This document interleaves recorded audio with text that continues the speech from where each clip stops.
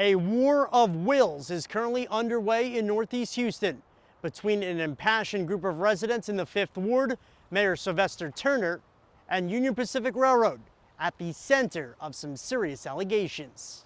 My kids grew up around here. I did, grandkids, and this is our homestead. Brings back a lot of good memories. Oh, yes, sir. Yes, sir. Yes, sir. Houstonian Pamela Matthews has lived in this 5th Ward and Cashmere Gardens neighborhood since 1972.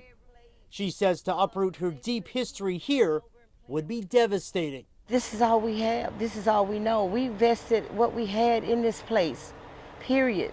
But for Matthews, an ovarian cancer survivor who's also lost her mother and shortly her brother to this disease, that investment has come at a price. These are the wooden blocks that goes on the train tracks.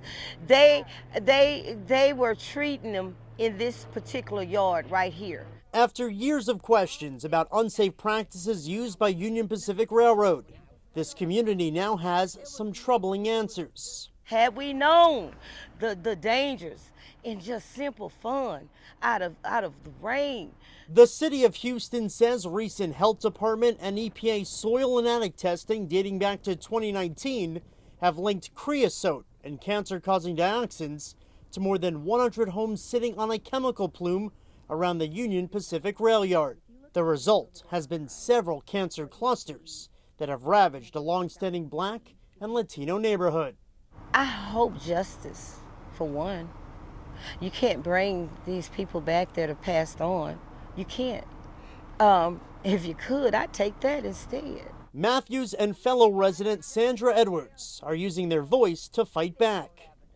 Many have begun the litigation process, with several lawsuits citing damages underway against the railroad company. What I do want to hold them to, come in and clean my yard up, tear my house down, bringing me some dirt, and build me a new house. There were 79 more cases of cancer in this small area than expected. While some will fight to stay knowing the risks, Houston Mayor Sylvester Turner wants to give homeowners a choice. Growing up in the 5th Ward and as a fellow cancer survivor, he's putting together around a $25 million strike force alongside city health, housing, and development members to help residents move if they so choose.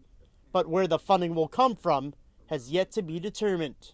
Time is the enemy of people living in the highly exposed and dangerous zone with limited means to do anything else. The mayor says the city expects Union Pacific to play their part in this process, although at this moment many chide the billion-dollar company for dragging their feet. In a statement to Spectrum News 1, Union Pacific says they've been actively involved in remediation efforts since they acquired the property in 1997. However, they will require more testing to make informed decisions on next steps required to protect the community. I'm going to fight until I take my last breath. While all parties wait for the causality to be decided at a judicial level, the city of Houston is moving forward, and many residents hope to finally see a solution to this decades-long problem. You have a feel of people here. What do people want the outcome to be? Safe environment to live in, period.